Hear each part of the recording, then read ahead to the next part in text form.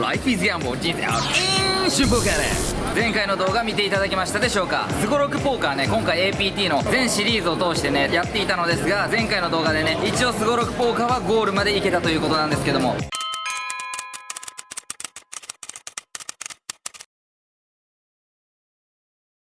はい、ということなんですけども、100万円以上の買い物ということでね、やっぱ思いつくのは時計ですよね。ということでね、ロレックスさんの方に来ました。100万円以上でもロレックスに関しては価値が上がるので、期待値を追って見ていきたいと思います。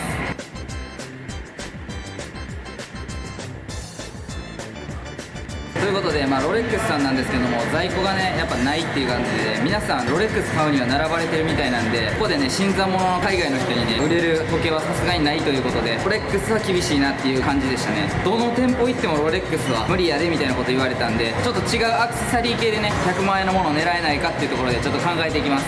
ということでね、アパレル系のハイブラエリア来ました。ちなみにどんな感じのやつ狙ってるんですか？やっぱ時計は今日の今日では決めれへんかなと思って、ネックレス今持ってるんですけど売らなきゃいけないじゃないですか、新しいネックレスでいいのないかなと思ってここら辺ちょっと見てるんですけど、ティファニーとかどんなのかもな。カルティエ入ってみます。40万7700、おギリギリ100万超えた。ホワイトゴール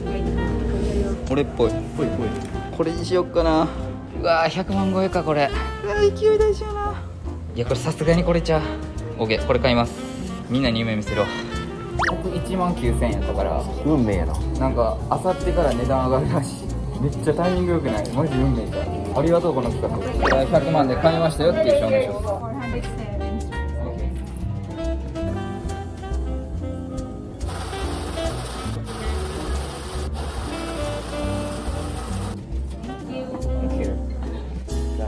買っちゃったよ。はい、ということでね、春ポーカー買ってしまいました。ここ見てもらったら分かるかと思うんですが、40万7700ペソカルティエでねこちらのネックレス買うことができました。今回の APT 編なんですけどもね、春ポーカースゴロクでいろんな罰ゲームとかもやりながらやってきましたが、途中 APT メインイベントで335万円のね賞金を獲得して、カルティエで100万円以上の買い物をして終了ということでね、最高の締めになったんじゃないかなっていうふうに思います。春ポーカーこうやってポーカーでは夢があるんだよっていうことをね、これからも YouTube で上げていきたいので、次はもっと大きい賞金を取って時計手に入れて帰ってくるんで、皆さんその姿を楽しみにしといてください。お母さん100万円の買い物もするようになっちゃったよ、しゅんちゃん。あと APT が2日残っているので、本日も参加費27万円のハイローラートーナメントが行われているということで、春ポーが参加していく。参加人数もハイローラーということでかなり少ないので優勝できるチャンスです。少ないトーナメントなんですが、トッププロしかね今座ってないので辛いテーブルではあると思うんですが、優勝目指してかましていく。ということで始まりました APT シリーズで最も参加費の高いこのトーナメント。デイ2イベントなのでストラクチャーもゆっくりです。というところでこのハンド、エースキングスーツ SB からトーナメントに入ってすぐにこのプレミアムハンドが来てくれました。現在ブラインドは200、400、BB アンティ400の状態です。というところでカットオフのプレイヤーからレイズ1000点を食らいました。春ポーカー自身ポジションも悪いので、もちろん3ベットを返していきたいと思います。選んだサイズはリレイズ3200点、アウトオブポジションということもあるので、もう少し大きめにレイズを返してもいいですが、しっかりとポストフロップで戦っていきたいなと思い、安めの3ベットサイズを採用しました。というところでカットオフのプレイヤーがこの3ベットに対してコールを選択。ヘッズアップでフロップに参ることとなりました。フロップは754の2クラブのボード、春ポーカーは2オーバーに加えてフラッシュドローがついている形となります。現状はエースハイですが、悪くないボードが落ちました。ガツガツとブラフベットを打てるようなハンドです。ここで春ポーカー CB を選択しようと思っているのですが、フラドロ2オーバーがあるので安めでターン以降も見ていきたいなという風に思い、ここでは安めのベッドサイズのベッド2600点を選択しました。エースハイなどがコールしてくれた場合はシンプルにバリューになりますし、ポケットペアなどにコールされても十分にまくっていけるようなハンドを持っているため安めに打ちました。するとターンは6のハート。これはかなり悪いカードが落ちてしまいました。春ポーカーのレンジ的にはかなり弱くなってしまいました。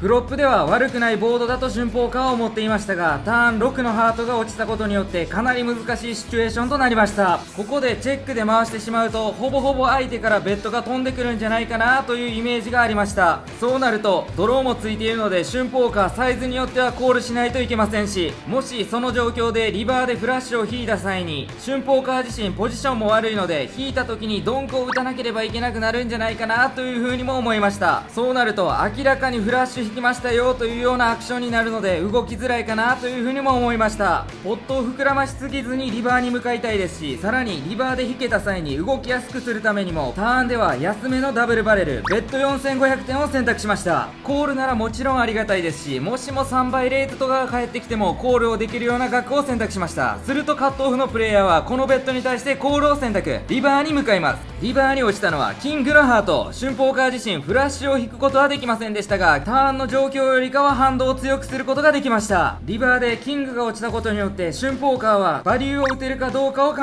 えています。もちろん怖いボードではありますが、3ベッドポットということなので果敢にテンズやジャックスにバリューベッドを打ち込んだ方がいいんじゃないかなというふうにも考えています。相手がターンでレイズしなかったこともあるので、めちゃくちゃ強いハンドでもなくブラフに回したいハンドでもない、ショーダウンを目指したいようなハンドを持っていると春峰化は予想。テンズやジャックスに向けて強気のバリューベッド1万1000点。うっすっす、お疲れ。この自動売買ツールなんだけど、30万円のところ俺の紹介だったら今15万円なんや。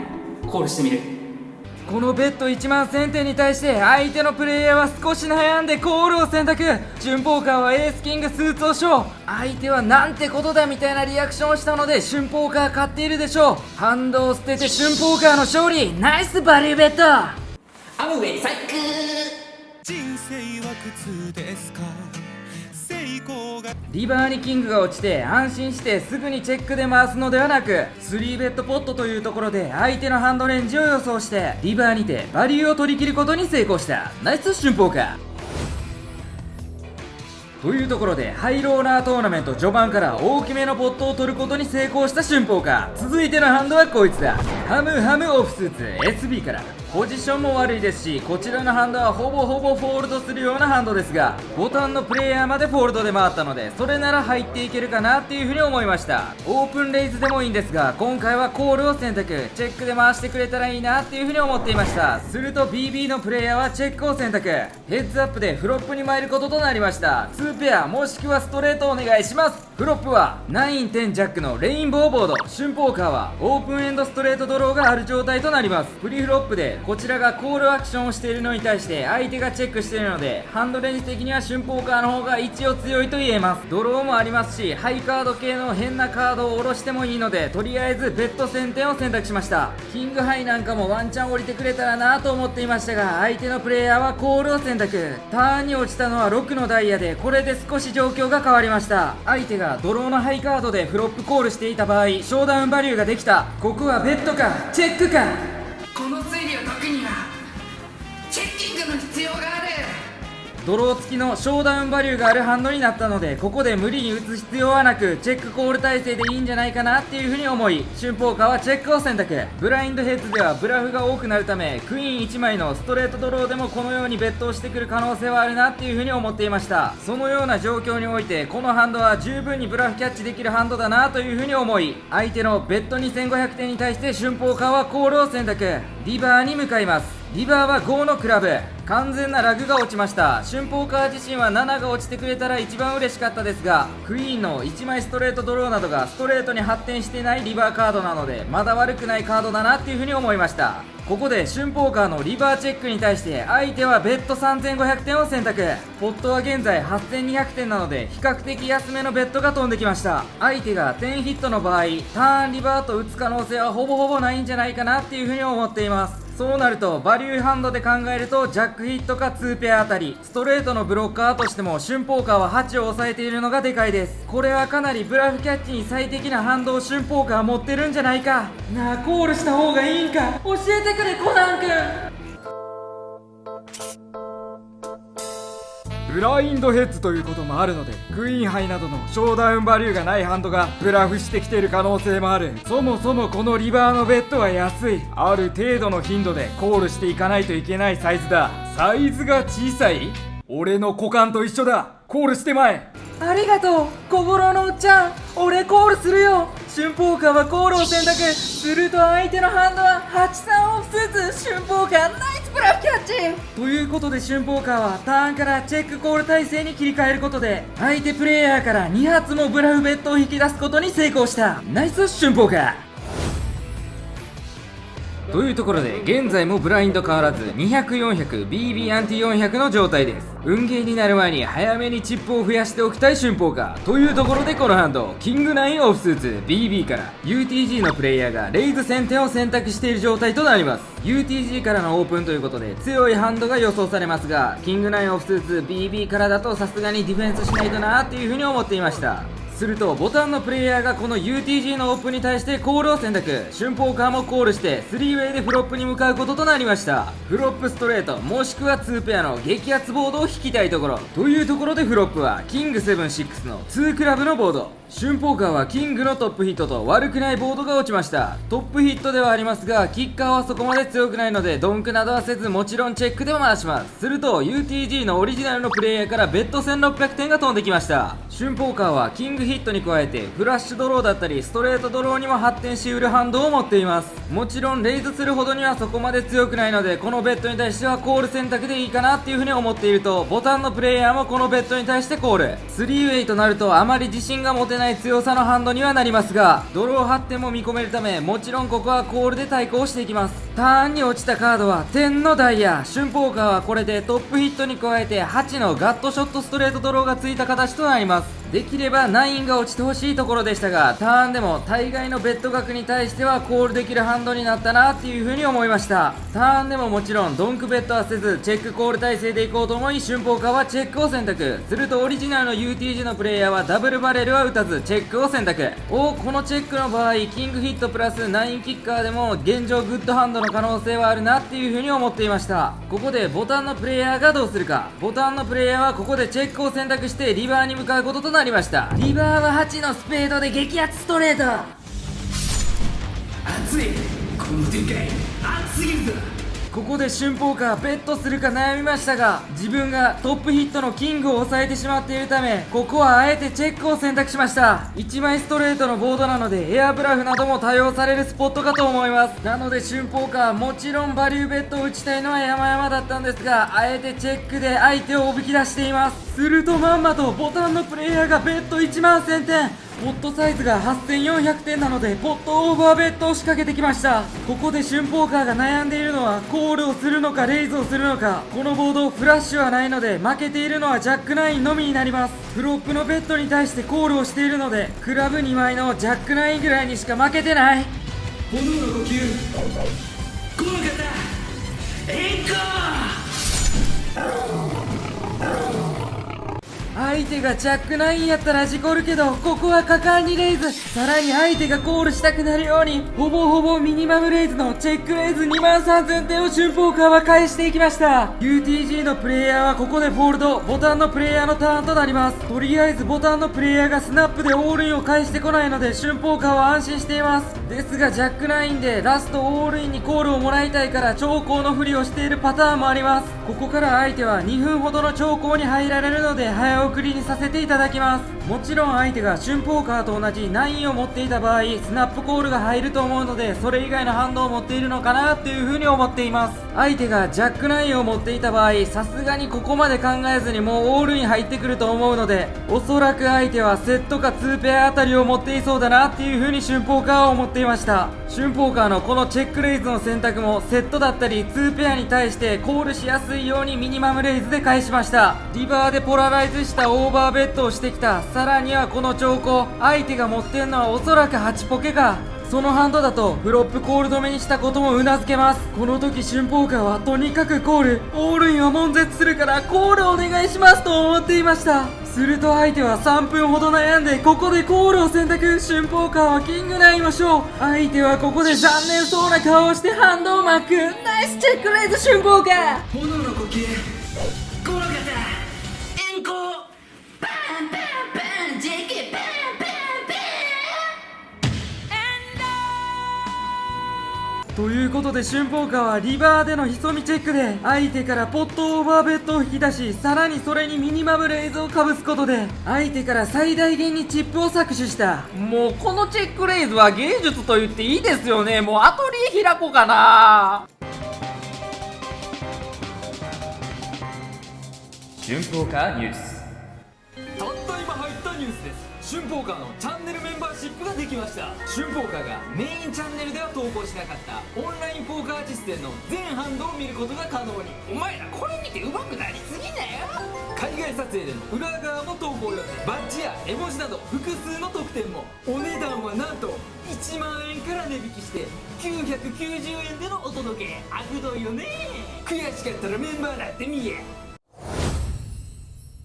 トーナメントに入った最初のブラインドからギャンギャンにチップを増やしています春ポーカー。まだブラインド変わらず 200、400、BB アンティ400の状態でこのハンド、エースキングオフスーツ SB からハンドもギャンギャンに入りますわ。気持ちいいわ。もうこれ飛び出しに近いな。ボタンのプレイヤーまでフォールドで回って春ポーカーのターン。もちろん春ポーカーはオープンしていきます。サイズはレイズ1200点を選択。 BB が現在400点の状況なのでシンプルに 3BB オープンしていきました。すると BB のプレイヤーがこのオープンに対して悩んでいます。フォールドするのか3ベットするのか、はたまたコールするのか。相手が選んだ選択はリレイズ4000点。ここまで春ポーカーはこのトーナメントで割と参加率も高くアグレッシブにポーカーをしていたので、それを疑い相手も合わせて3ベットを返してきたのではないかなっていう風に思っていました。ですが春ポーカーシンプルにハンドがめっちゃ来てるだけなんよ。今回も強いど。ハンドが来すぎてシンプルにプレイしてるだけやのにめちゃくちゃ疑われてバリューが決まりまくる。これってポーカーあるあるですよね。そんな状況を今回も利用できるなと春ポーカーは思い、変なスロープレイをするのではなくシンプルに4ベットを返してプレッシャーをかけていこうと思います。というところで春ポーカーが選んだ4ベットサイズはリリレイズ12000点。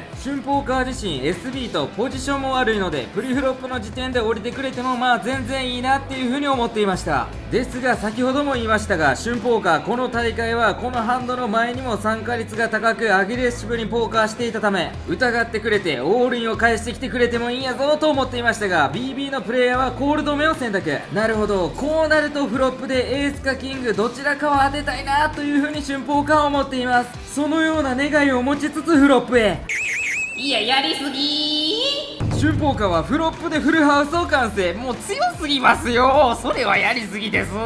嬉しいんですが春ポーカーこの時ポーカーフェイスではありますがめちゃくちゃ動揺しています。どこからバリュー取ったらええんや。プリフロップで春ポーカーは4ベットしていますし、このボードで打たないのは逆に不自然かなという風に思えています。A シーズにしか負けていないですしまくられる可能性もないのでかなり安めの CB でいいかなと思い、24400点のポットに対してベッド7000点という安い CB を選択しました。すると相手はこのベッドに対してコールを選択。おそらくエースヒットもしくはクイーンズやジャックスなどのポケットペアかなっていう風に思っていました。そしてターンに落ちたのは3のハート。これでクラブとハートのダブルフラッシュドローボードとなりました。もちろん春ポーカーはフルハウスなのでまくられる可能性はないためフラッシュドローとかがワンチャンあったらいいなと思いチェックを選択。ドローに引かせる作戦にしました。さらにはターンで一旦チェックを挟むことでリバーでエースヒットからバリューも取りやすくなるかも。ターンはチェックでリバーへ。リバー。もうそれはエグいやん。ボードどんだけ俺に味方すんの。春ポーカーはリバーでまさかのクワッツを完成。正真正銘このボードにおいて春ポーカーは最強のハンドとなりました。相手がキングを持っていないことは確定したので相手が持っているハンドで言うとクイーンズジャックスもしくはエースのフルハウス。そうなるとクイーンズジャックスは高頻度でチェックバックされてしまうと思いますし、エースを持っていたらほとんど降りれないプレイヤーが多いでしょう。ということで春ポーカーはここでベッド4万5000点を選択。相手のスタックが4万5000点以下なのでいわゆるオールイン要求というものです。マジでコールしてくれ。相手エース持っとけ頼む。コールしてくれ。狂っちまえ。このオールインにコールして狂っちまえ。やりましょう。あとはあなたが受けるだけです。相手はこのオールインに対してフォールドを選択。春ポーカーはここでナッツですよとエースキングをショー。おいオールインから逃げんなよ。バイブー。どこへも行かんとって誰にも触れられんとってとということで春ポーカーはこの27万円参加費のハイローラートーナメントにて最強の役奇跡のクワッズを出すことに成功。オールインにコールをもらうことはできませんでしたが3万8400点という大きめのポットを取ることに成功。ナイス春ポーカーということでね、春ポーカーバチバチにスタック増やしてます。テーブルは激辛です。生涯獲得賞金で1億超え、1億超え、10億超えっていうね、えげつないメンツの中でポーカー打ってます。厳しい戦いにはなりそうなんですけども、このテーブルでもかなりチップ増やすことができてるんで、いきなりファイナルテーブルみたいになってますが、かましていきます。参加人数は少ないもののこのメンツの中で優勝できたらアジアチャンピオンを名乗っていいでしょうというところで気合を入れてこのハンド2ポケボタンから。このような下ポケはトーナメント序盤では投機的なハンドとなるため積極的に参加していきますが、終盤では参加ほぼできないハンドかなっていうふうに思っています。現在はブラインド300、600、BB アンティ600ということで浅めなので、参加人数が増えればボタンという一番いいポジションでもあるので参加してもいいかなっていうふうに思っていました。すると UTG の1400点のレイズに対してハイジャックのプレイヤーもコールしたため春ポーカーもコールで対抗していこうと思いました。 SB のプレイヤーもコールして現在4プレイヤー、もしも春ポーカーフロップでセットをさすことができたらガツッと取れるチャンスかなっていう風に思っています。ですがセットオーバーセットはお断り、ポーカーの神様意地悪しないでね。ここで BB のプレイヤーも少し悩んでコールを選択。結局5プレイヤーでフロップに参ることとなりました。現在ポット額は7600点、フロップでセットもしくはクワッツ引かして使わさいということで、フロップはもう激アツのボトムセットデュース10ジャックの2ダイヤのボードが落ちてくれました。 SB、BB のプレイヤーがチェックしてオリジナルの UTG のプレイヤーがどうするか、 UTG もチェック、ハイジャックもチェックして春ポーカーのターン。このボードはさすがにドローも多すぎるのでスロープレイはせずしっかりフロップからベットしていこうと思います。選んだサイズはベッド3000点。ドローはもちろん怖いんですがポジションがいいということもあるので引かれても対処できるかなということでドローもコールしたくなるような安めのサイズを選びました。すると春ポーカーの左の SB のプレイヤーのみコールを選択、ヘッズアップでターンに参ることとなりました。ターンはクイーンのダイヤ、最悪のカードが落ちてしまいました。フラッシュドローも一部ストレートドローも完成してしまうボードとなっています。 SB のプレイヤーはこのターンに対してスナップでチェックを選択。春ポーカーも打つか迷ったんですがここでベットしてしまうとレイズ返ってきた時になかなか厳しい状況となります。ここは一旦チェックしてポットを大きくしすぎずにリバーに向かいたいと思います。リバーは6のハート、リバーはラグ中のラグが落ちてくれました。ここで相手プレイヤーはチェックをするかベットをするか。チェックに対してはバリューを取りに行こうと思っていましたがここで相手からベッド4500点が飛んできました。安めのベッド。このベッドに対して春ポーカーができる選択肢はコールもしくはレイズ。ベッドサイズが安いためフォールドは考えていません。一応2ペアなどに対しては春ポーカーレイズしたらコールをもらえるかもしれませんがフラッシュだったりストレートのブロッカーを1個も持っていません。ベッド額がかなり安いこともありますしこちらのレイズを引き出している可能性もあります。ボトムセットとかなり強い役を持っているのでレイズしたいのは山々なんですがここはリスクヘッジをしてコールを選択。相手のハンドはクイーン9スーツ、フロップオープンエンドでコールしてターンでクイーンを積もったことからリバーでは新バリュージャックへバリューを取りに来たんだと思います。ですが春ポーカーはボトムセット、ワンチャンレイズ安く返してたらコールもらえたかもしれませんがさすがにターンのクイーンダイヤでドローが完成したところが多すぎるのでこの選択肢は間違ってなかったでしょう。ナイス春ポーカー。マジでこの日はほぼポットを落とさずイケイケな春ポーカー。続いてのハンドはこいつだ。10ナインスーツボタンから。スーテッドコネクター扱い方は難しいですがボタンというポジションもあるので十分に参加していけるかなっていう風に思います。というところでハイジャックのプレイヤーからレイズ1800点を食らいました。このハイジャックのプレイヤーはこのトーナメントにおいてオープン頻度がかなり高かったため春ポーカーこのハンドで3ベットを選択しました。もちろんプリフロップで降りてくれてスチールでも美味しいですしもしコールされてもポジションが勝っているのでポストフロップで戦っていこうと思っています。ジャックスプラスだったりエースキングエースクイーンのみだけで3ベットを返してしまうと3ベットの頻度が低くなりハイローラーレベルのプレイヤーの中ではハンドレンジが簡単に読まれてしまいます。なので春ポーカーはこのようなハンドも一部3ベットに混ぜています。というところでハイジャックのプレイヤーがコールしてヘッズアップでフロップに参ることとなりました。フロップはキング5-4の2スペードのボード。春ポーカーはドスベリ状態。ハイジャックのプレイヤーがチェックで回して春ポーカーのターンとなります。滑ってはいるもののキングも落ちているので3ベッター側に有利なボード。ここはフロップ CD 打つべきなのか。エクスペクトバットロー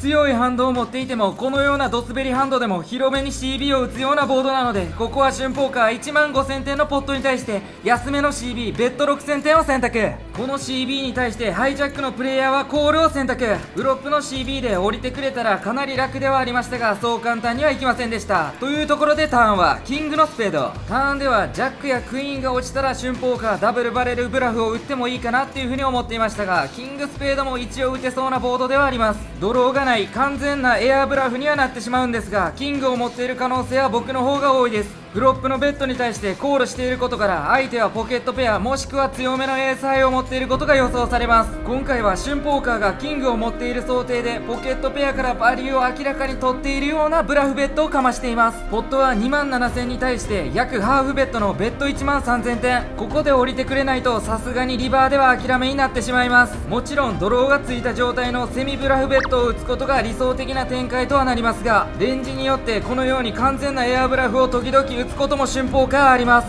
相手はこのターンのブラフベッドに対して長考。頼む降りてくれ、一番怖いってこの状況。さすがに打ちすぎたかな、これはやりすぎたかな。ハリーポッター助けてや。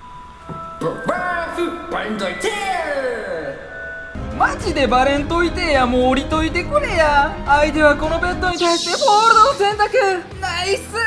多少乱暴なベッドではありましたが、3ベッター側のハンドレンジを生かしてダブルバレルブラフ。相手はブラフかハンド見せてくれやと言ってきましたが、さすがに小ハンドはできませんでした。そうです、私ブラッファーです。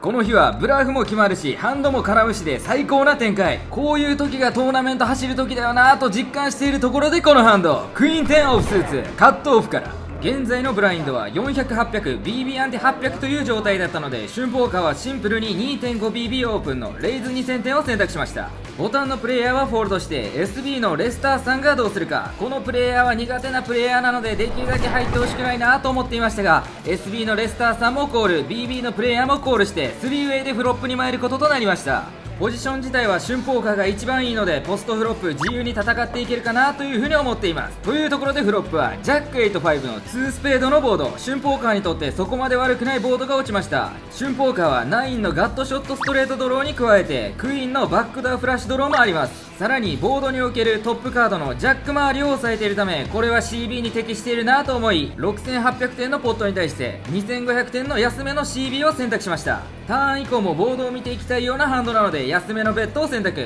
すると、 SB のレスターさんからレイズ8000点が飛んできました。もちろん嬉しいことではないんですが、春ポーカー自身ポジションも勝っていますし、9を引くとナッツになるので、このレイズに対して降りる選択肢はありません。相手が春ポーカーの次にディープスタックということもあるので、引けたらでかいと思い春ポーカーはここでコールを選択。ターンでは9もしくはクイーンあたりを引きたいところ。スペードが落ちればブラフに展開することも考えられます。というところでターンはクイーンのダイヤ。9の次に落ちてほしいなと思っていたカードが落ちてくれました。ターンでトップヒットに発展し、さらにはガットショットストレートドローもついているので、ターンでも相手のベッドに対してコールできるなっていう風に思っています。さらに春ポーカーはクイーンのスペードと10のダイヤを抑えているため、相手のフラッシュドローの部分を一部ブロックしている形ともなってます。というところで SB のプレイヤーはターンでベッド8000点を選択。ここで春ポーカーが取れるアクションとしてはコールするかレイズするか。一応レイズした時のバリューターゲットとしては10ジャックだったりジャック9、あとはフラッシュドローなんですが、春ポーカー自身フラドロのブロッカーを持っていますし、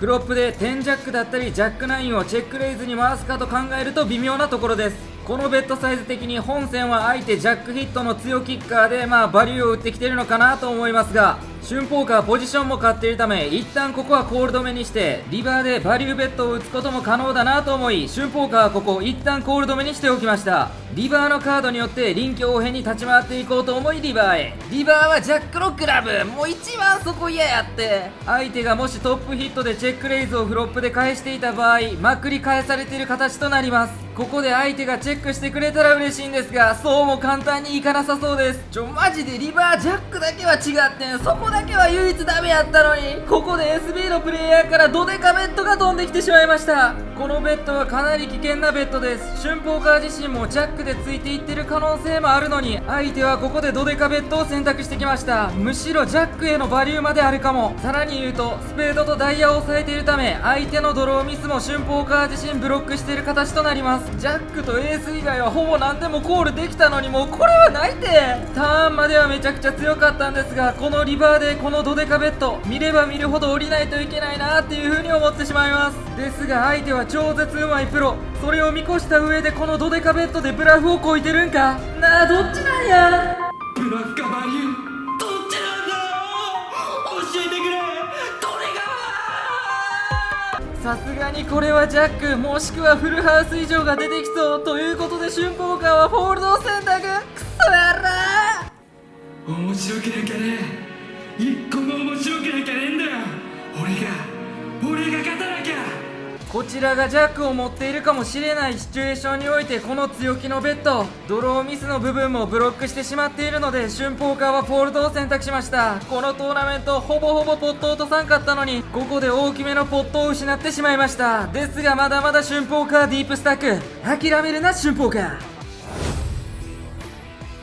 やはり現地プロのレスターさんはうまいしやりづらいなという苦手意識を持ちながら、続いてのハンドジャックスカットオフから。現在ブラインドは500、1000、BB アンティ1000の状態です。春ポーカーはもちろんオープンしていくんですが、サイズとしてはレイズ2200点を選択しました。ボタンのプレイヤーはフォールドして SB のレスターさんもフォールドを選択。 BB のプレイヤーがどうするか。春ポーカー現在テーブルチップリではありますが、圧倒的なチップリーダーになっていきたいところというところで、 BB のプレイヤーがコールしてヘッズアップでフロップに参ることとなりました。エースキングクイーンは落とすな。フロップは10パチ7のレインボーボード。 BB のプレイヤーはこのボードに対してチェックを選択。オーバーカードも落ちていませんし、9が落ちたら春ポーカーストレートに発展するボードなので、悪くないボードが落ちたなっていう風に思っています。もちろんここはオーバーカードが落ちてもうざいので、スロープレイはせず CB を打っていこうと思っています。選んだサイズはベッド2000点、シンプルに7、8、10のヒット系と9のオープンエンドストレートドローがコールしやすいサイズを選択しました。すると BB のプレイヤーはこのベッドに対してコールを選択。オーバーカード落ちんなと思いながらターンへ。ターンは2のスペード、完全なるラグが落ちてくれました。このターンに対して相手のプレイヤーはチェックを選択。怖いカードではないので、ターンでももちろんベッドを考えていきます。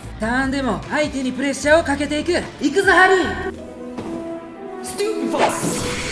春ポーカーが選んだターンでのベッドサイズはベッド5000点を選択。9900点のポットに対しておよそハーフベッドを仕掛けていきました。ターンのベッドからはほぼほぼ10ヒットぐらいにしかコールもらえないかなっていう風に思っていました。すると BB のプレイヤーはコールを選択。リバーでも関係ないカードが落ちてほしい。するとリバーは7のハート。このリバーカードも春ポーカーにとって悪くないカードだと思います。シンプルな7ヒットがダブルバレルにコールしてるとは思えないですし、このリバーで相手のセットや2ペアのコンボ数が減った。ここはトリプルバレル打てるところか。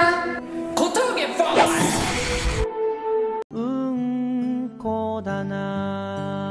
なあ、怯えてるんか BB のプレイヤー。小峠されることに怯えとんかお前。というところで春ポーカーは強気のトリプルバレルベッド15000点を選択。これは完全にもう10のみに向けたバリューベッドです。ここから相手はこのリバーでの大きめのベッドに対して長考されるので早送りにさせていただきます。このリバーでの大きめのベッド、ブラフベッドの場合はジャックインだったりエースキング、エースクイーンスペスペなどもここら辺の大きめのベッドに混ぜるとバランスが良くなるかなっていう風に思っています。まあそんなことは今回どうでもよくて、コールしてくれ頼むと思っていたら相手はフォールド。お前やったな。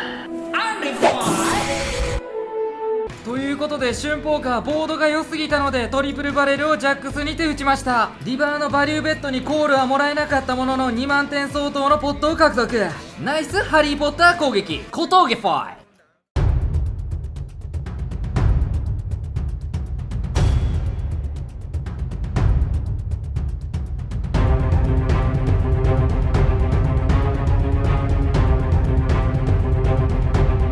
ここは一般的にチャンネル登録促すとこやけど、俺はただ踊りたいだけ。